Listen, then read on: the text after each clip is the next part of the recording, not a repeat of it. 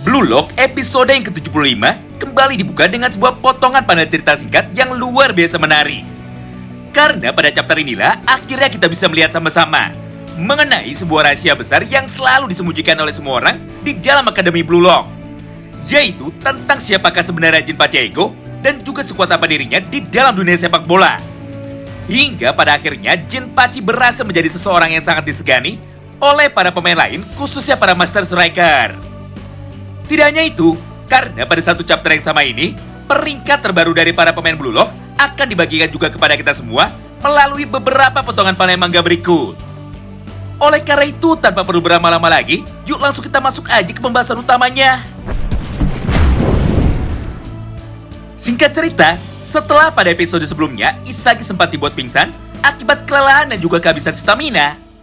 Maka pada awal chapter terbaru ini, Isagi pun sekarang diperlihatkan baru saja bangun dari pingsannya setelah dirinya tertidur dengan lelap selama lebih dari 10 jam. Namun ketika dirinya saat ini mencoba untuk bangun, tubuh dari Isagi pun seketika bergetar semua.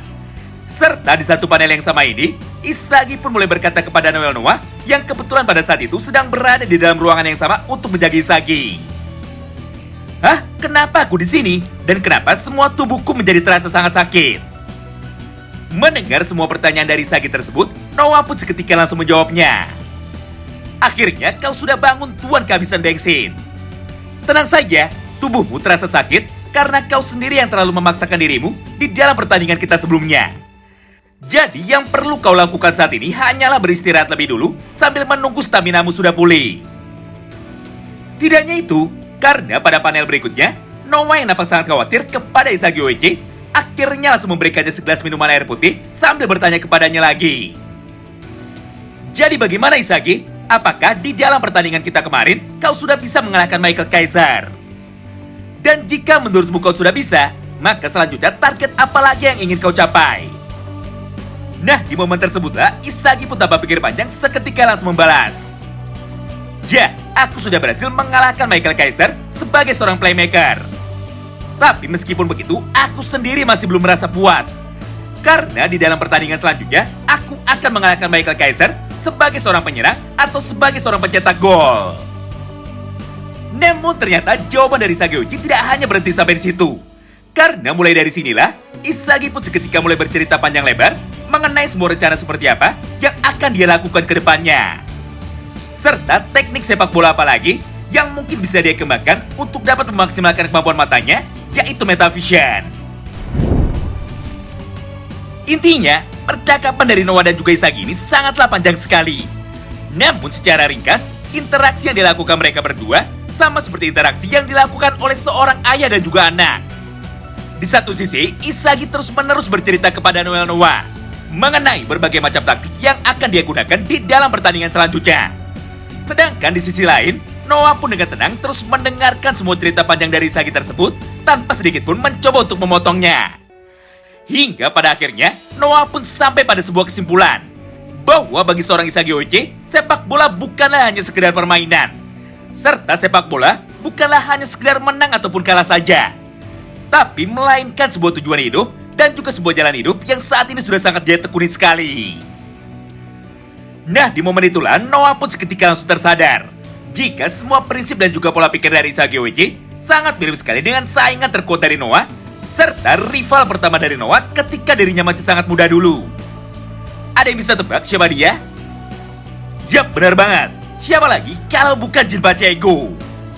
Di mana semua narasi singkat tersebut bisa kita saksikan sama-sama melalui beberapa potongan dialog berikutnya. Mengingat pada panel ini, Noah pun dengan tenang mulai berkata kepada Isagi lagi. Dengar Isagi, 10 tahun yang lalu Jinpachi dan juga aku adalah teman satu tim. Serta Jinpachi jugalah pemain sepak bola pertama yang pernah aku anggap sebagai seorang rival. Dia adalah seorang fanatik sepak bola yang sangat sinting, sekaligus arsitek gila yang menciptakan proyek Blue Lock ini. Mendengar semua ucapan itu dari Noah, Isagi pun menjadi sangat terkejut. Hingga pada panel berikutnya, dia pun langsung bertanya lagi kepada Noah. Hah? Apa aku tidak salah dengar? Jika memang begitu, lalu apa hubungan dirimu dan juga Jinpachi Ego? Menyaksikan dan juga melihat respon itu dari Isagi, Noah pun segera menjawabnya lagi. Kami adalah saudara dan juga rekan seperjuangan. Di satu sisi, aku adalah pemain nomor 1 di seluruh dunia saat ini. Namun di sisi lain, Jinpachi adalah seorang zombie gila yang terus bergerak di balik bayangan. Dengan sebuah obsesi besar, yaitu untuk menciptakan para pemain jenius sekaligus striker nomor 1 di seluruh dunia. Wow, menarik banget ya. Intinya menurut Noel Noah, Jinpachi Ego bukanlah orang biasa, melainkan seorang mantan pemain hebat yang sangat dihormati di dalam dunia sepak bola. Itulah yang pada akhirnya membuat para master striker lain mau ikut datang ke Jepang demi membantu proyek Blue Lock milik Jinpachi Ego untuk menciptakan para pemain muda berbakat, sekaligus para striker hebat yang mampu bersaing di level kompetisi internasional. Scene pun kini berpindah. Selain semua potongan cerita singkat di atas, kini pada panel berikutnya, Noah pun seketika langsung melanjutkan semua perkataannya lagi kepada Isagi Yoichi untuk menjelaskan kepada dirinya mengenai siapa sajakah ke-20 orang pemain yang mampu mencuri perhatian dari klub sepak bola profesional di seluruh dunia, di mana peringkat 20 besar ini ditentukan berdasarkan nilai gaji tahunan atau market value dari para pemainnya itu sendiri. Peringkat yang ke-20 adalah Karasuta Bito dengan nilai transfer sebesar 12 juta yen. Kemudian peringkat yang ke-19 adalah Haru Hayate dengan total nilai transfer sebesar 13 juta yen. Selanjutnya peringkat yang ke-18 adalah Darai dengan total nilai transfer sebesar 15 juta yen. Peringkat yang ke-17 adalah Suto Sendo dengan nilai transfer sebesar 17 juta 500 ribu yen. Peringkat yang ke-16 adalah Ryusei Shido dengan total nilai transfer sebesar 20 juta yen. Peringkat yang ke-15 adalah Etao Toya dengan total nilai transfer sebesar 22 juta yen. Peringkat yang ke-14 adalah Nikoiki dengan jumlah nilai transfer sebesar 23 juta 500 ribu yen. Kemudian pada peringkat yang ke-13 ada Kurona Renze, di mana pada akhirnya Kurona berhasil mencuri perhatian dari para klub besar yang ada di Eropa, hingga dia pun mendapatkan total nilai transfer sebesar 24 juta yen. Selanjutnya peringkat yang ke-12 adalah Ryu Jubei dengan total nilai transfer sebesar 25 juta yen. Sedangkan untuk peringkat nomor 11-nya adalah Oliver Aiku dengan total nilai transfer sebesar 27 juta yen.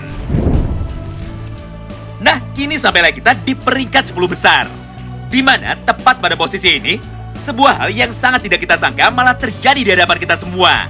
Karena ternyata satu-satunya striker yang merangkap sebagai seorang kiper di dalam kompetisi Blue Lock, yaitu Gagamaru, pada akhirnya mampu mencuri perhatian dari semua klub di Liga Eropa, hingga nilai transfernya pun seketika langsung meroket menjadi 28 juta yen. Kemudian disusul dengan peringkat ke-9-nya yaitu Yukimiya Kenyu dengan total nilai transfer sebesar 29 juta yen.